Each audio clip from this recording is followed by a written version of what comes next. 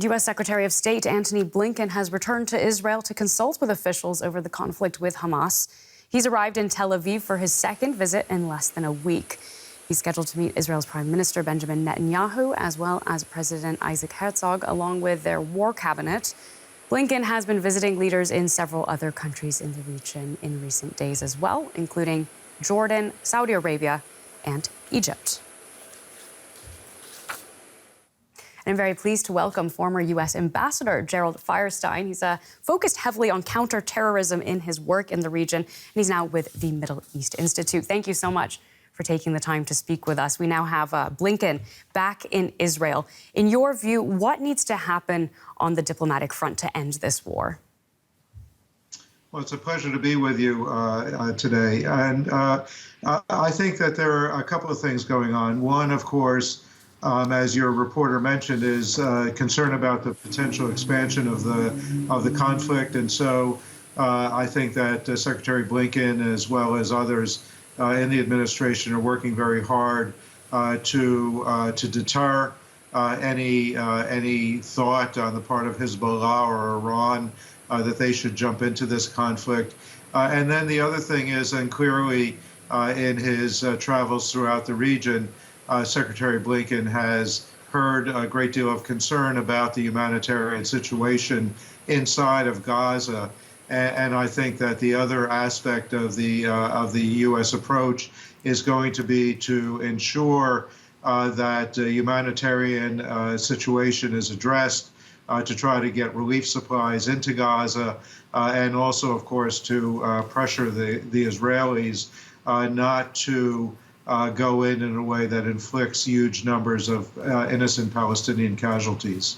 Do you think we are seeing that kind of pressure? What exactly do you think they will be telling their Israeli counterparts regarding the humanitarian crisis unfolding in Gaza?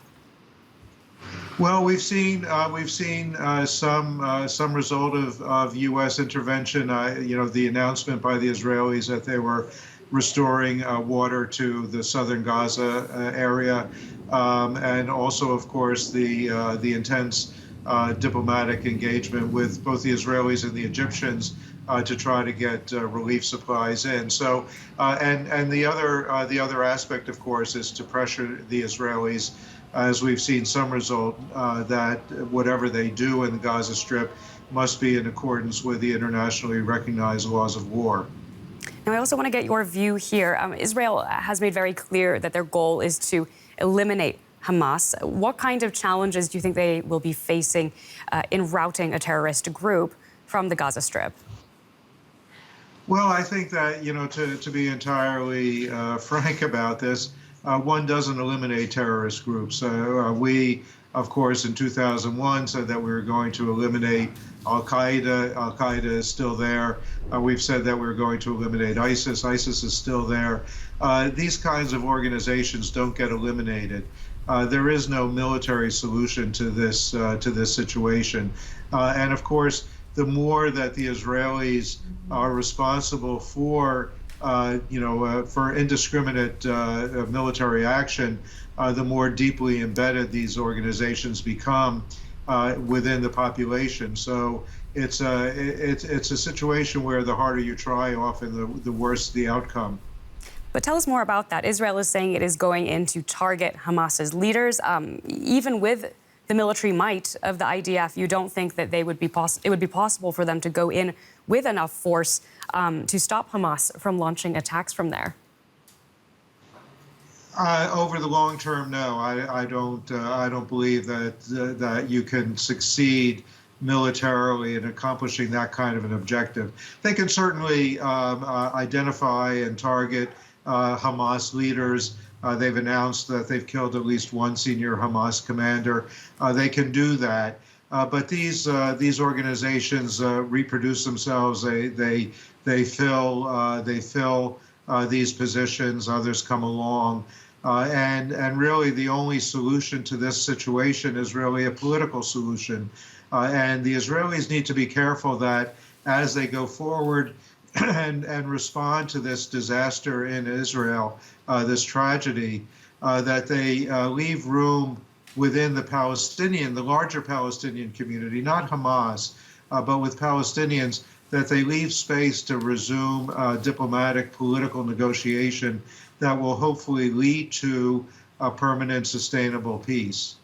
And looking also at the role of other actors in the region, when you are looking at a possible political solution, where do you see a peaceful horizon, as you have put it?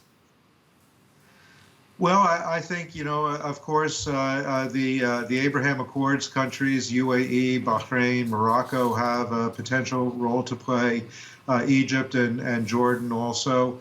Up until last week, it was really the Saudi dialogue with Israel, which included a large component of measures that were aimed at improving the lives of Palestinians. And I think that perhaps was one of the motivations for Hamas, was to untrack that dialogue, because they feared that a political solution that strengthened the Palestinian Authority would weaken them over the long term. Well, thank you so much. I'm afraid that's all we have time for, Ambassador Feierstein. We really appreciate you taking the time to speak with us on DW News. Thank you.